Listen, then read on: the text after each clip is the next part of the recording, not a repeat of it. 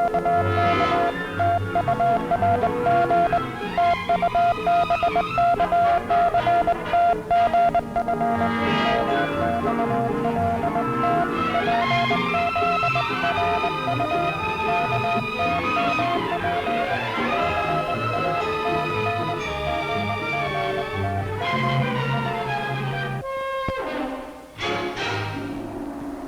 are now entering the offices of Martian Planetary Products Incorporated. Lunar City, Venusburg, Marstown, Jupiter Heights, Saturnville, other branch offices in all larger galaxies. Hi, Sally. Oh, good morning, sir. Why, what a nice tan you have. Did you have a good trip? Okay. I understand it's very still this time of year. It's quite... I never have been able to sleep on a saucer, even those new double-deckers. And they gave me a roomette right over the jets, naturally. Oh, that's too bad. Can I help you off with your things? Please do.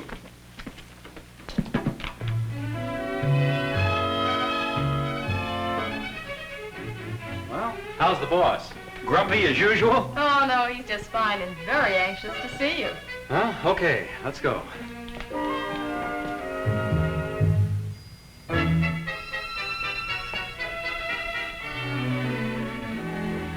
Well, that's funny. I was sure he was here a moment ago. I'm over here with this lunar contract. I don't want to be disturbed for at least an hour. Unless, of course, our Earth Zone district manager gets in this morning. Oh, but he has come in, sir. He's right here. Mac. You old so-and-so. Morning, Chief. Awfully nice to see you, fella. Thanks. Awfully nice to see you. Come on up here. You know, Mac, you're going to have to forgive me, but I've just fallen in love with this little gadget. Oh? Ever seen one like it? Mm-hmm. You can make yourself disappear anytime you want to. Complete privacy any time of the day. Get twice as much work done. Oh, I know. I took one along with me on this trip. I wanted to get as close to him down there as I could, Chief. You know, get right in and get the real sales picture on the QT. Of course. Of course. Sit down, Mac. Thanks. Because, as you know, they still haven't the faintest idea we've been observing them all these years from the sky and using television, and I didn't want to upset that, naturally. Not... Well, without this baby, I couldn't have accomplished half as much, Chief. Ah, so you did accomplish something then. It was worth the trip. Yes, it was, I think. In a way. Of course, it'll take me a day or so to get all my notes together. Get something down on paper, you know, for the committee meeting. Of course, of course. You've just arrived, boy. Naturally, naturally. But say, you could give me sort of a, breakdown now, couldn't you? Just to fill me in on the broad picture, before the big meeting. That's just what I intended doing, Chief. Because, frankly, I'll need your help in planning this report. The committee's going to be a little disappointed, I'm afraid. Oh? They'll have to wait a bit longer on this Earth project than they'd hoped. We're just not going to be able to market that convertible Jet 16 down there right away. Really? What's the matter with it? That's a beauty of a car. I drive one myself. I know, I've got one of my own at home, but... Well... Oh, to invest for them, eh? Can't take anything that fast, I suppose. No, it isn't that. Be surprised at the advances they've made since our people first began looking into that field. At least the area I was in. No, that's not the trouble. As a matter of fact, Chief, that model would sell like hotcakes down there. They'd be crazy about it. Really? And just what area did you look into exactly, Mac? Well, you got a map? Sure. Say, that thing is supposed to light up. Oh, heck, it hasn't worked right for a week. This is what I always do to mine. Ah, okay. Now, let's see. Here we are. Pretty big marketing area. Sure is. And from what I was able to observe, those people demand and get up-to-the-minute products, all right. There are automobiles down there that knock your eye out. Good-looking, comfortable. They can go fast. It doesn't cost much to run them. And their tires, believe it or not, are better than ours.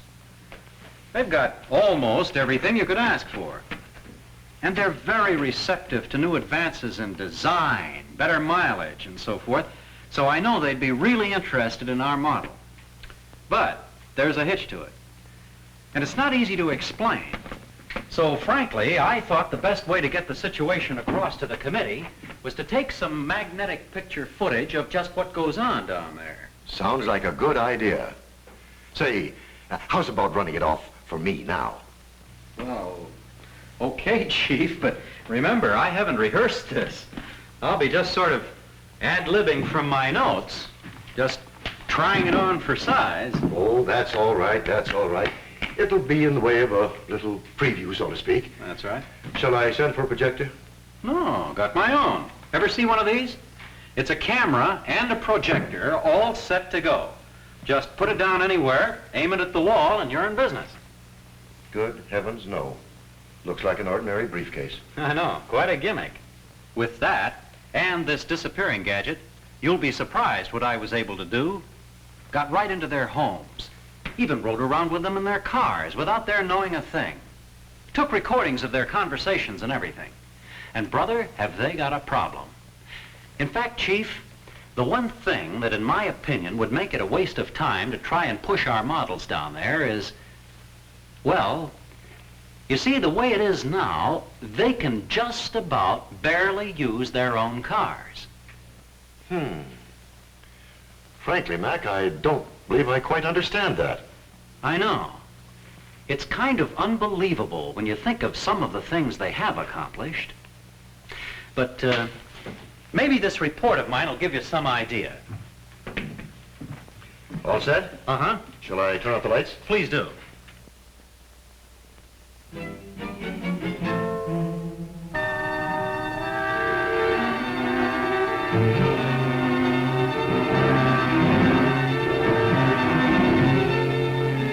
Say, Mac, I thought you said you took motion pictures.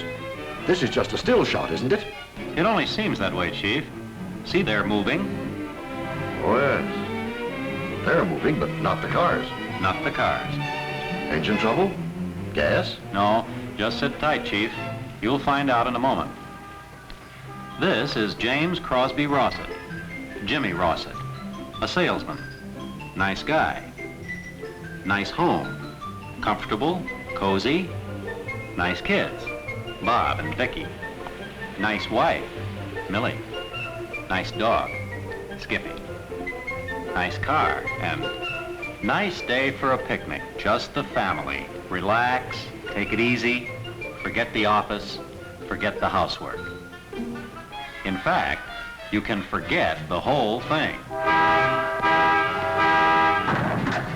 Hey, what's the matter with you? You in a hurry? Yeah, I'm in a hurry. Why don't you start moving? Get out and look around. You see anybody moving? Fathead. I'm going back and pop that guy. James Rossett, now you sit back. You're just making everyone miserable. Well, this is no picnic for me, you know. Looks like there'll be no picnic for us either, Daddy. You know, Chief, curiously enough, the suicide rate down there isn't as high as you might think. That is remarkable, isn't it? Yes, and what's even more remarkable, Jim Rossett goes through this same sort of thing every working day of the year, too. He gets off to a good start in the morning. But sooner or later, Jim the salesman is trapped, and so is Ed, the doctor there next to him, and Frank, an executive with a busy day waiting for him, and Helen, a housewife, trying for a little shopping in town, and in fact, millions and millions of others just like them. Farmers, truckers, city workers, all with the same problem. Now we run into the next problem.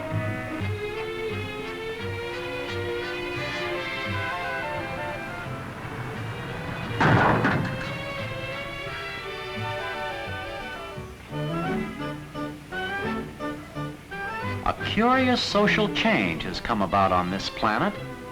Used to be having an automobile was something of a distinction. Now, having a place to put it is a distinction. Well, Jim got the parking place, but a lot of other people didn't get it. Shoppers, for instance, customers for all the stores on that block.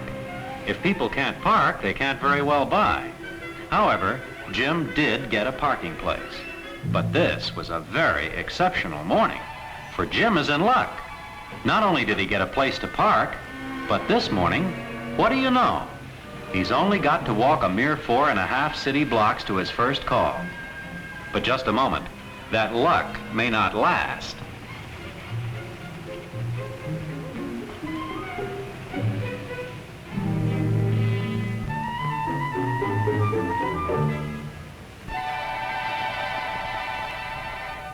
Well, apparently Jim's going to be all right here, but really, there just isn't enough time in his day to stop and decipher signs like that. And this man's time is precious, too. Shut up. His name is Joe Maxson. That's a load of farm produce he's trying to get through this traffic, or it might be furniture, or clothing, or baby carriage. The point is, Jim Rossett may not realize it, but his life and Joe's life are woven around their country's highways and around each other far more tightly than either of them think. Now here's Jim returning to his car, ready to start for his next appointment. Jim depends on Joe for the food in that truck. The farmer who raised that food depends on Joe to deliver it. And they both depend on Jim, for if there aren't any Jims to buy it, there's nobody for Joe to deliver it to, and therefore no point in growing it in the first place. That's the kind of economy these people have. And it's a good economy, because it makes for a mutual faith, respect, and trust. Where you going, you half-wit? What are you trying to do, you big ape? Well, we've seen how Jim starts a typical working day. Now let's tag along with Joe for a while. Sure enough, stopped again. Of course, school children have to be taken across the street safely. That's fine. But if the highway didn't run right through this town, it wouldn't be necessary to tie up traffic this way. Incidentally, statistics show that there are 5 kids like these born every minute who are going to grow up, buy cars, and drive them. Or try to drive them. Imagine what that'll be like. Well, let's see how far Joe can get this time. Not very far, I'm afraid. And this will go on all the way down the block for all those houses while Joe just sits and waits. But somebody's going to have to pay for that waiting time. And in the end, it'll turn out to be someone like Jim when his wife buys the groceries Joe's carrying. Meanwhile, Jim has another call to make, if he can find a place to park again.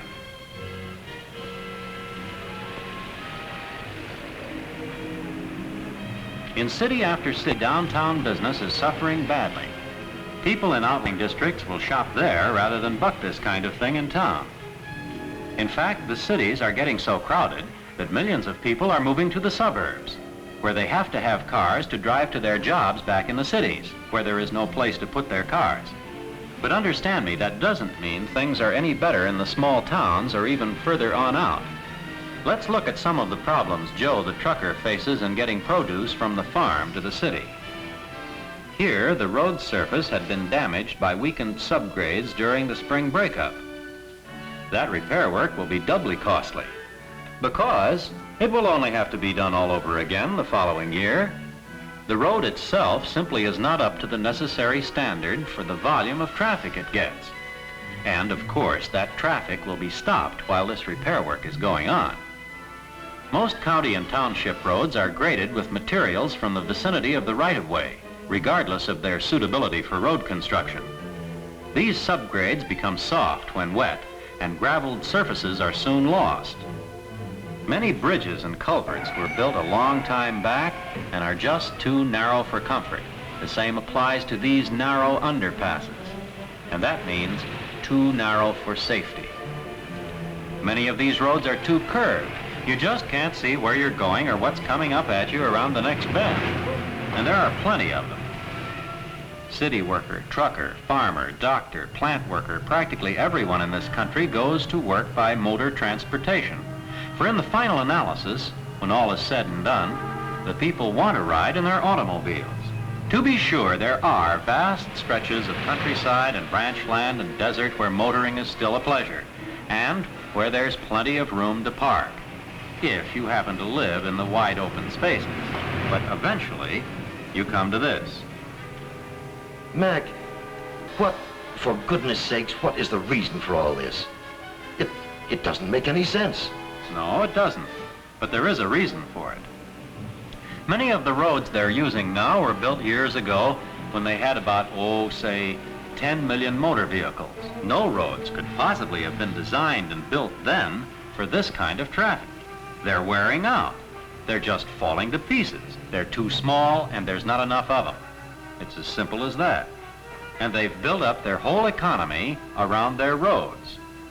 The development of this country is tied in firmly and inescapably with their roads and highways.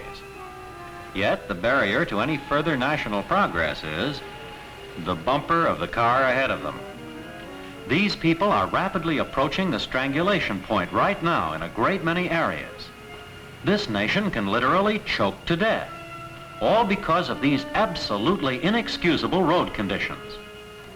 Yes, it's even possible that somewhere, right now, this could be happening, in any rush hour, on any day of the week.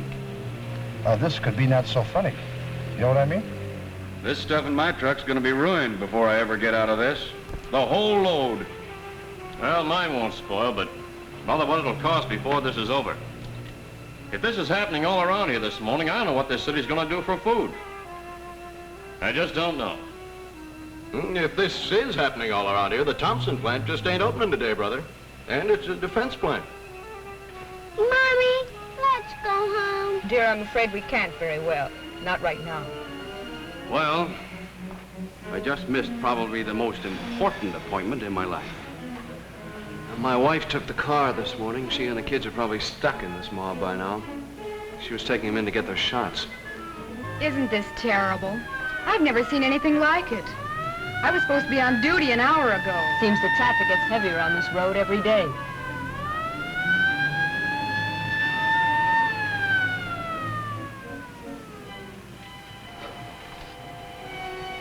This is a fine jam. Looks like the end of the road. What's the matter with those people down there? Are they all insane to let this go on? No. Actually, they're not insane, I don't think so. But incidents occurring in strategic parts of the country, and you know what could follow. Brother, they're in a jam, all right. Well, I guess we better just forget the whole project. No. No? After seeing that? I've got just one more little scene to show you, Chief. I think you'll agree the project is worth, well, sort of keeping on ice for a little while longer. There's some hope, I think. Hi, Ed. Hi. You get caught in that road mess back there? Whoa, that was a brute. And I never saw one like that. Just black coffee. You have to be pretty good behind the wheel these days or get into some other line of business. It's driving me half crazy trying to keep out of trouble on these roads and streets. Sometimes I think I will get into some other business. Oh, I can't take this much longer. Well, I like my business. I don't want to change it. But I'm going to change something else. I'm tired of being pushed around by this stupid road business we're all in. I'm the only one who can change it.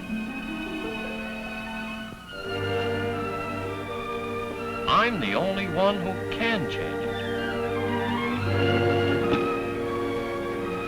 I'm the only one who can change it.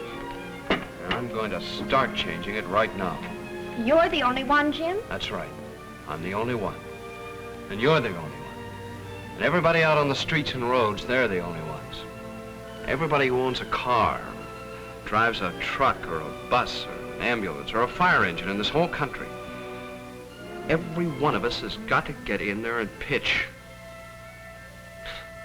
Sick and tired of not being able to drive my own car anymore. But, Jim, where are we going to start, all of us? Well, the big headache is just a whole hatful of all the smaller headaches all over the country. We've got to start right in our own hometown. There's the Chamber of Commerce. I'm going to see the mayor. And I'm going to write letters to all the people who ever asked me to vote for them. Local service clubs all over the country should be able to do something about this. If we want better roads, we've simply got to get together on the situation. Jim, really, do you think it can be done? It better be done. Hello, Daily Express. City editor, please. Al? Jim. Listen, I'd like to have lunch with you tomorrow. Huh? Can you possibly break it? That's right. This is very important. Helen, you know as well as I do, once the women get started on this, they'll be pretty hard to stop. Now, how about tomorrow afternoon? Well, you can just put it on. That can wait. State Highway Department? Let me speak to the commissioner, please. James Rossett calling. Yes, I'll hang on all right. Don't worry. But of course, it's a problem for the PTA, too. Every parent in town will be with it. And Louise, you do remember the trouble with the hot lunches, don't you? Well, we straightened that out all right, didn't we? City manager, please. Hello? Say, I'm calling from a phone booth down at Main and Oak. I've just found a parking space after almost an hour. How'd you like to get on your hat and coat and come down here and take a look at this street? And bring your car. But Harry, we can be doing something about it ourselves at the same time. We can get up a committee representing groups all over the country. Of course it can be done. You know it can. You're traveling all the time. You've seen it being done. There are plenty of places where people have gotten together to do something about this situation, where good roads are being constructed, excellent highways, and throughways, where you can cross the streets, where you can drive in the middle of town, where you can park near the stores, because this is what we want. And this is what we need. And believe me, this is what we can get if we all go after it.